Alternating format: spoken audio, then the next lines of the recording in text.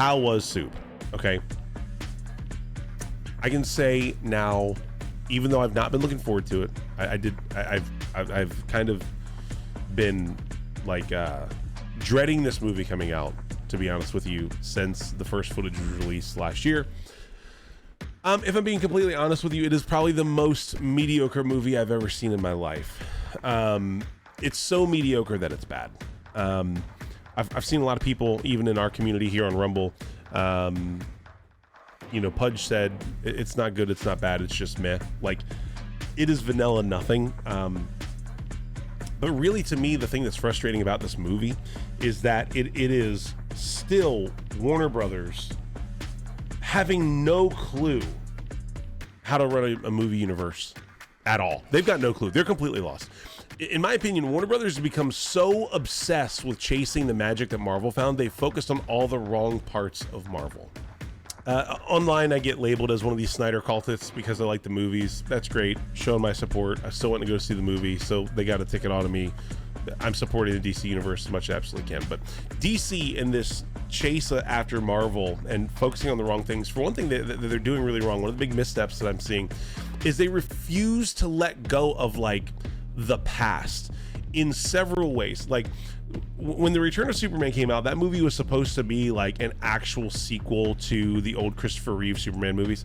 And so like, it was like Superman had gone away and now he's back, and like, this is a recasting, but it's the same story. Zack Snyder didn't do that. It was a whole brand new universe. Man of Steel was a Superman origin story. It was all over fresh from the beginning. This movie is that, except where it starts, Superman's been Superman for 3 years. The opening sequence is it's kind of like Star Warsian, and it's got a text box and it kind of walks you through all the things. I'm not going to dive through that because it's going to be spoilery. But in his 3 years of Superman, he finds himself where this movie starts. And for whatever the reason, Warner just can't let go of the 1960s, 1970s Christopher Reeve Superman movies.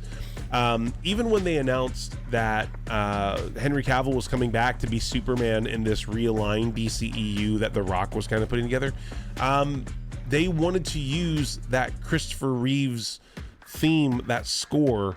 And so and if you haven't seen this at this point, I mean, I don't think anyone actually cares. This is spoilery. This is the post-credits scene for Black Adam, where Black Adam is talking to Amanda Waller, who says that she's got friends that can take him out. The Rock says send them up. But listen to the music here. Send them all. You guys should be able to hear this, I think. As you wish. For nerds like me, we were thrilled to see what's happening here.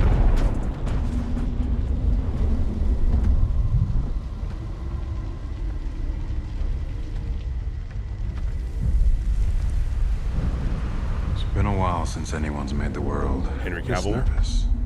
We're very excited. We're cheering. Black Adam. We should talk.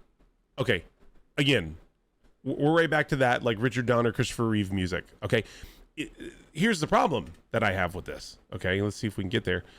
Superman's score and his own theme music for the universe that was active at the time was fantastic.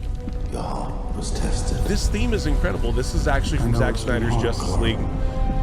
Superman taking flight for the first time after coming back from the dead. To show them who A you huge are. moment for comic book fans. Love them, Gunn. He's got his own score, his own theme. It's very strong. Fly, son. A great sequence. It's time. A great movie.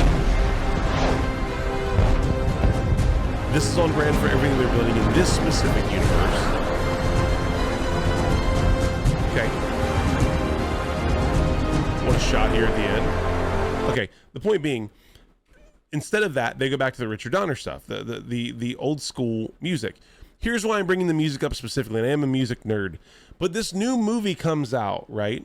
And we're even now, that Justice League, Zack Snyder's Justice League was supposed to come out like 2016, 2017, and I'm not releasing properly until like 2021 and COVID. So either way, we're 4 years past that. We're 10 years past it if you really want to look at it. And the Black Adam movie comes out 2 years ago, which is 8 years after that. And they're using this old music again. This movie comes out. This is the trailer for the new Superman movie. Listen to the score again.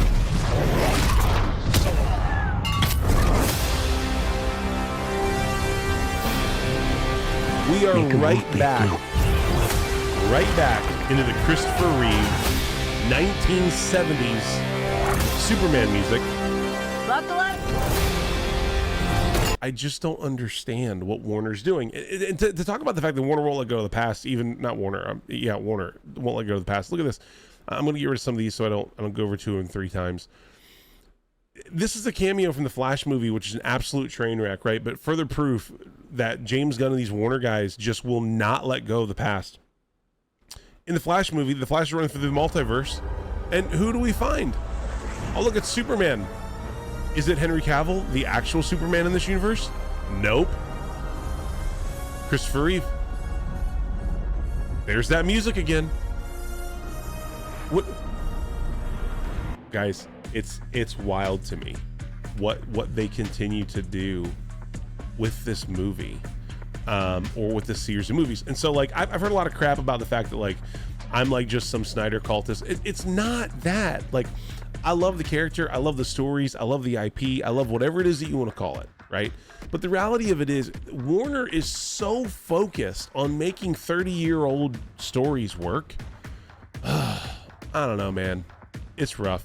So the movie comes out. I go to the movie theater wearing the Zack Snyder thing. Let me see. This is one of my beefs. This is going to be my spoiler for you guys for tonight. This is an actual scene from the new Superman movie. One of the big plot lines of the movie is that Superman doesn't like what's being said about him on social media. And then Lex Luthor has this like secret underground tunnel, multiverse universe secret place that he has a horde of monkeys under mind control, that all they do all day long is they're tweeting anti-Superman tweets and posts to social media.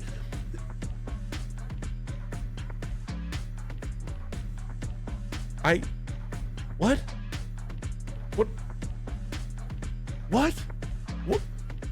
We have mind-controlled monkeys that are tweeting about Superman? That's what we're doing? Like, I don't get it, man. I don't get the choice of the music. I don't get the red trunks coming back on the suit. And the biggest thing for me, and like here to answer the question, it wasn't very good. It was pretty mid. It was pretty blah. It was pretty whatever. Some of the action sequences, I guess, were fine. The music, even though like in the parts that's not a ripoff of the past, the music was okay. I guess the score was okay.